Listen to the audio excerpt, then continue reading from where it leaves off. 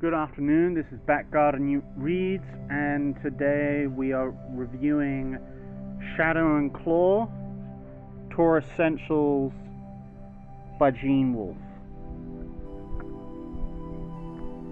I have to begin by saying that I don't usually read an introduction to a book. Like a lot of books, especially the more well-known ones, they usually have an introduction of some sort. You see that with almost any sci-fi classic, fantasy classic. You see that with a lot of literary classics and so on, so on, so on. And again, it's usually reprinted books that have been released again in the usually posthumously. By that, as in after the author's death. Now, again, this was the first time I just read the introduction for it, and I read it and I thought, oh, this is actually kind of an interesting thing. And with that in mind, I actually started to read the rest of the book, the rest of the book with that information in mind. And it's a kind of book that really does require you to pay attention to it. Like, you can't just go like, oh yeah.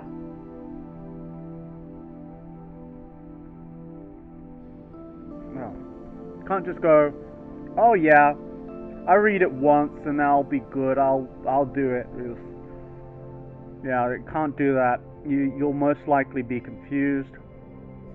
You can't just passively engage with it. It's not that easy in a read, because it uses a lot of language that a lot more archaic language than most books would normally use.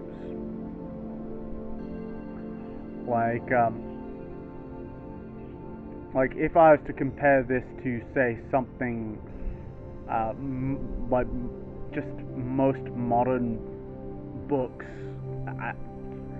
it would be a hard comparison, because this reads very differently. It reads almost completely uniquely. And I say almost because there are other books that have this sort of not exactly archaic use of language, but it is a different use of language that really you should try and understand and try to take your time with. And this is a book that I really do feel like, if it's a first time read, you need to take your time.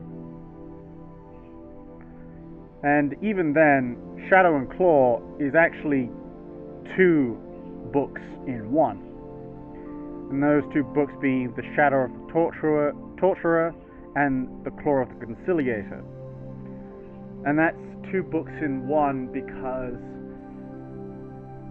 of how it was initially released. There was 4 books in the entirety of the Book of the New Sun. That's this book series. And in the Book of the New Sun, there's the Shadow of the Torturer, the Claw of the Conciliator, the something of the Lictor, and the House of the Autarch, or the Autarch's house, or something like that. But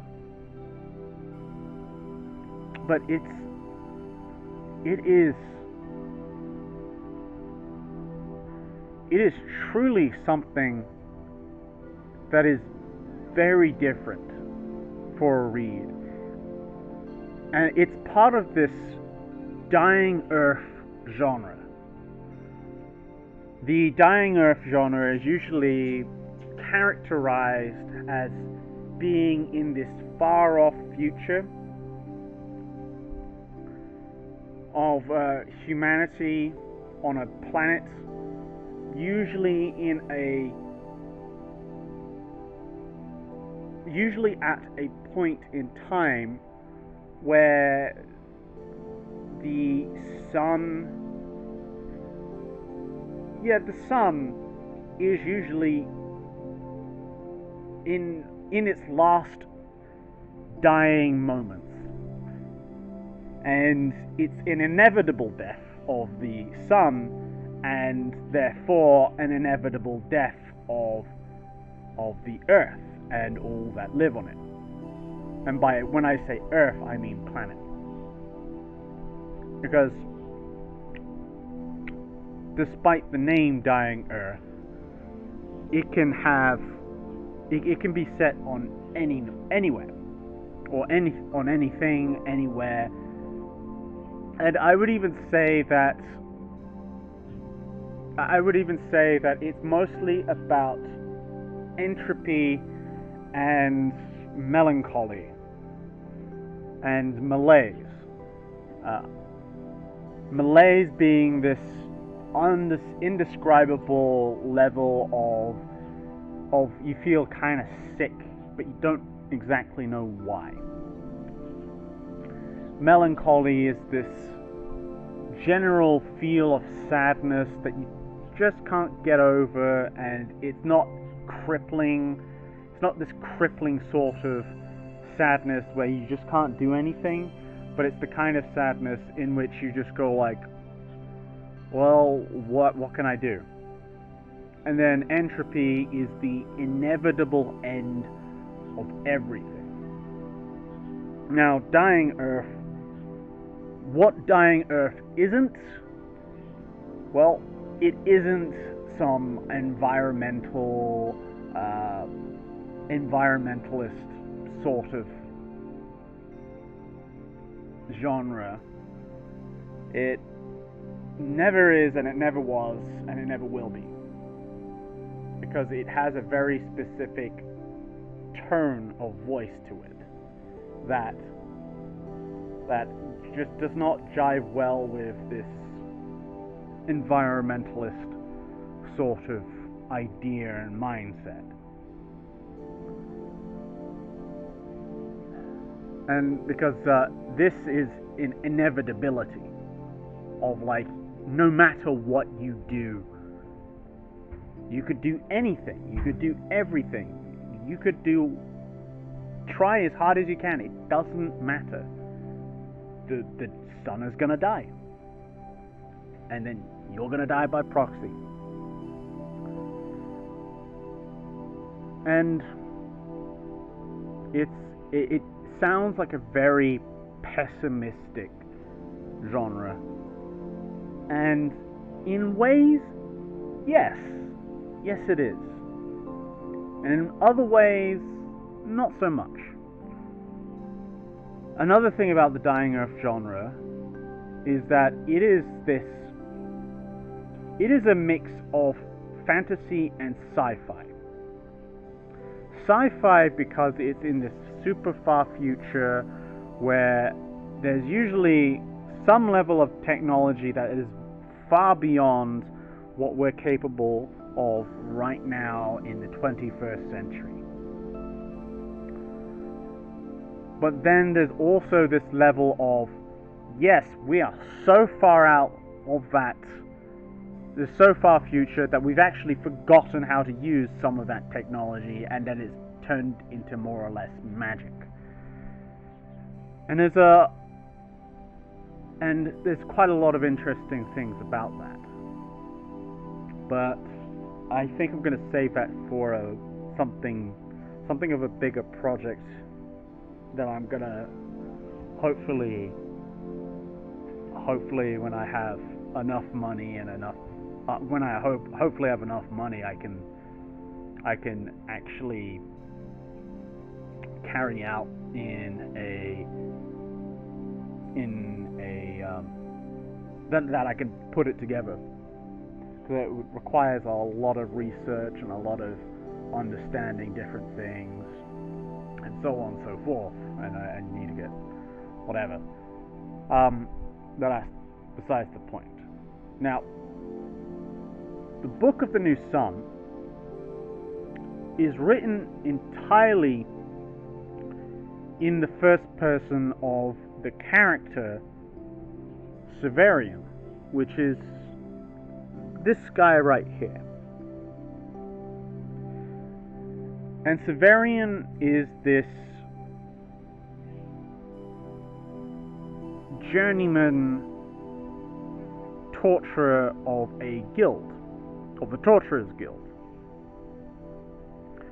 And it's in this guild that he was essentially consigned to as a baby, and he was raised there for almost the entirety of his life.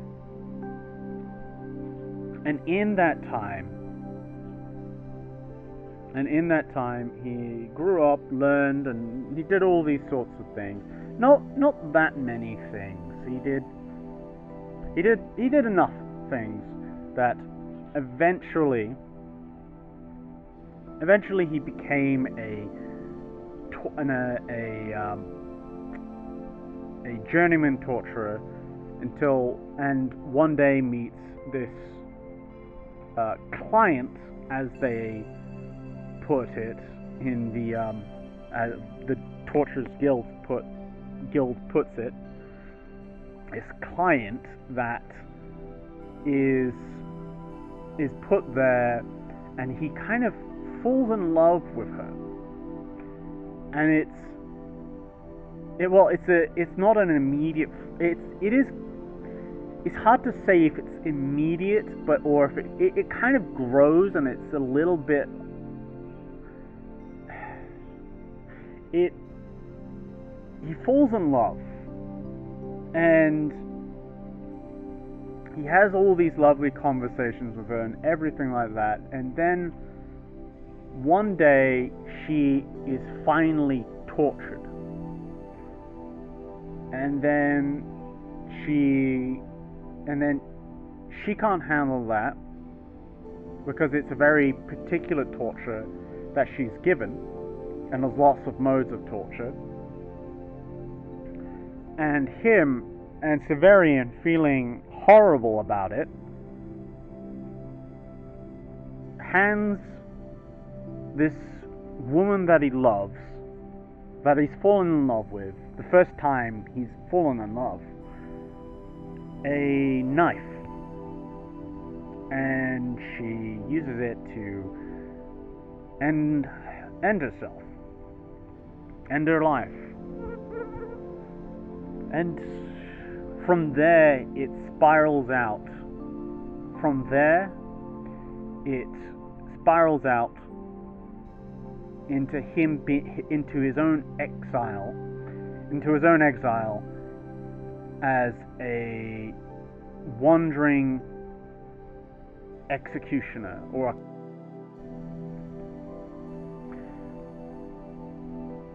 that's how you could say the inciting incident begins. But it's not really the inciting incident. The inciting incident is right at the beginning, when he saves a life of a supposed rebel, and that is against the Autarch, which is the sort of dictator of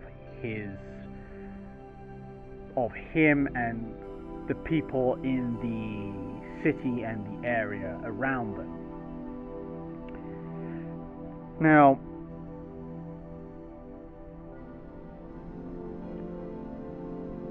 I have to say, it feels very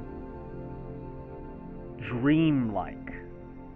Like like you're going through it, and it feels, it kind of shifts, and you don't know what's real, and it feels strange and weird and all these odd things.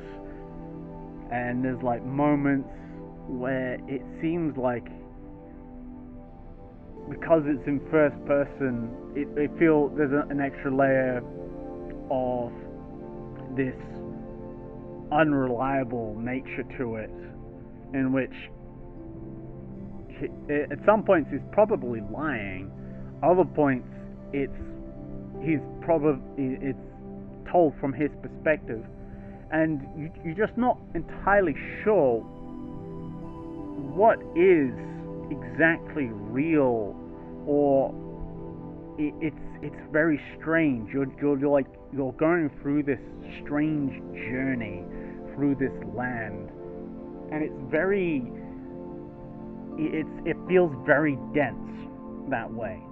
And it's the kind of denseness that, again, you really need to take your time to read through, and to, if you find a word that you find that is a bit strange, you can look it up yourself, though at some point the author,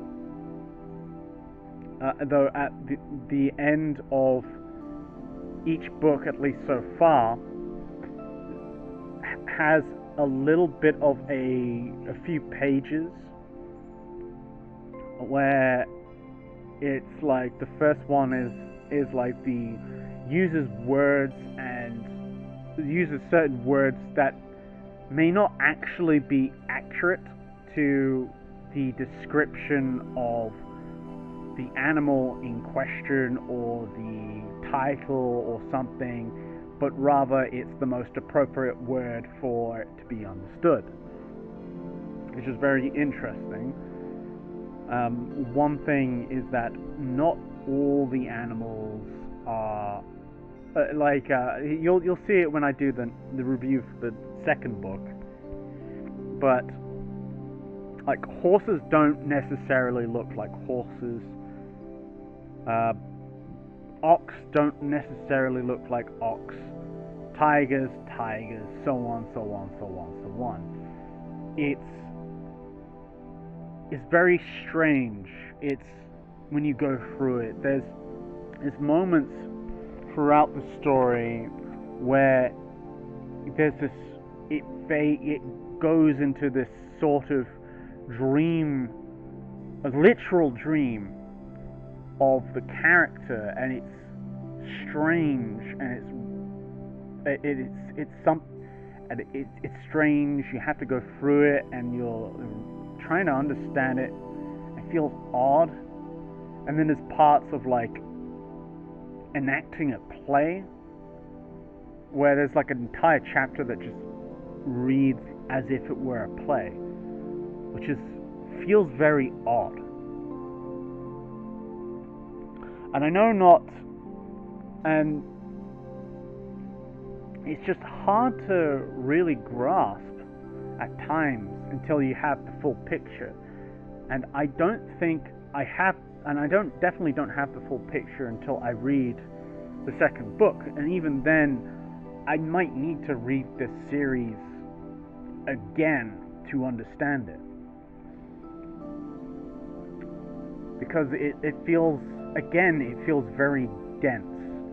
It feels like one of those books that you get more out every time you read it. It's like Dune in that way, another far future sci-fi, except that's not of the Dying Earth genre this is. And it's that far future that really is intriguing and unique, and has that interesting feel. But like with Dune, it has, like, you can read Dune once and you'd be like, yeah, that was pretty good. But you read Dune a second time, you get something new out of it, and you read it a third time, you get strangely more new things out of it.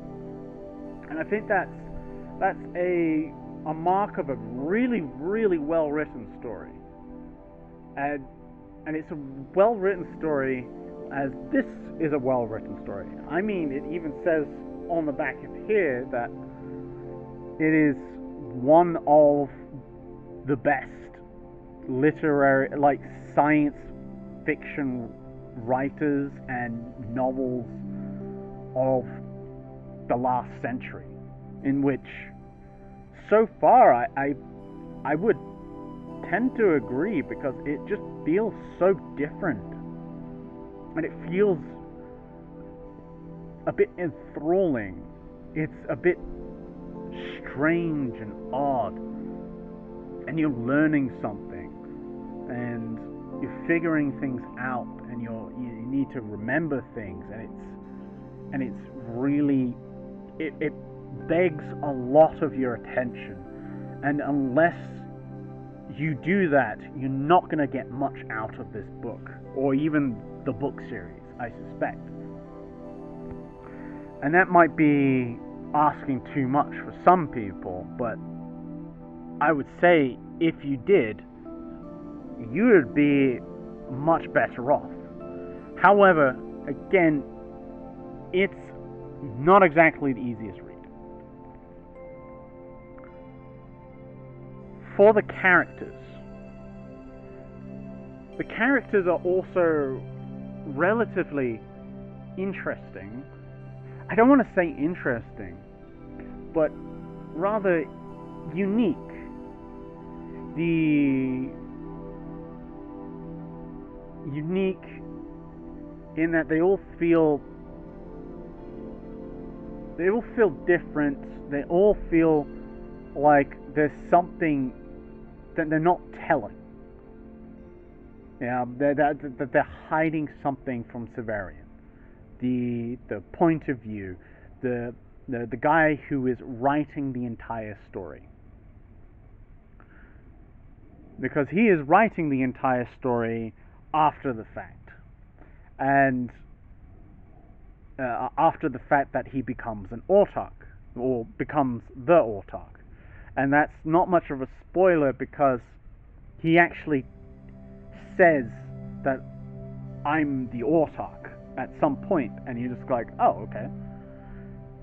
And so it's all post him figuring that out.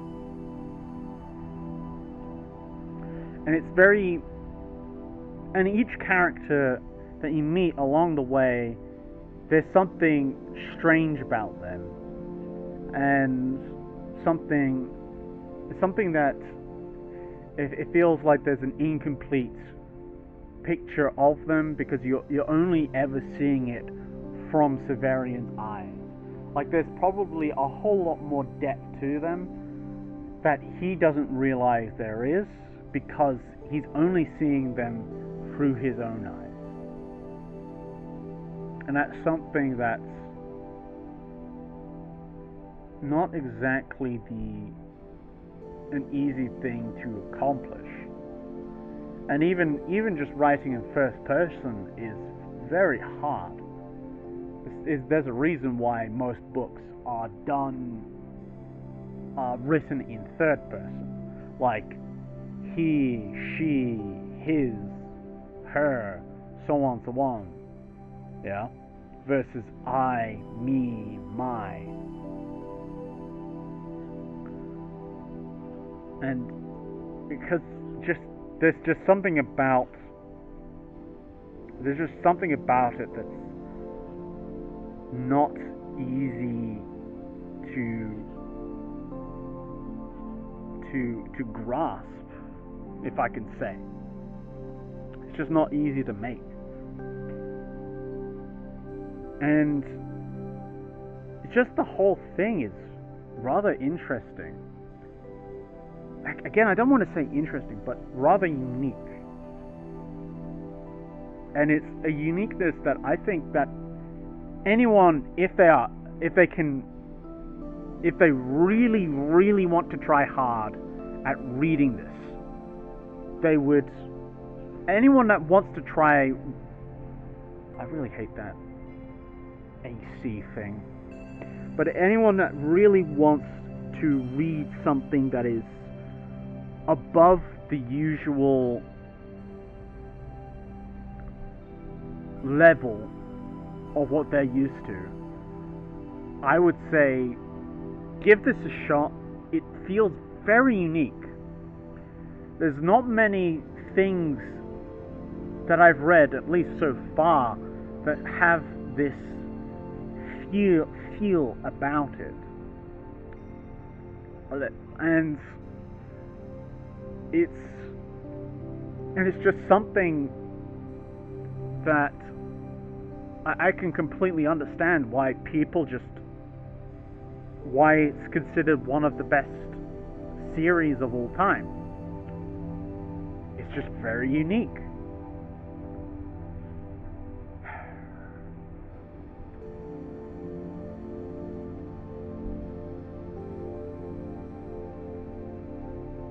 But there's quite a few interesting characters.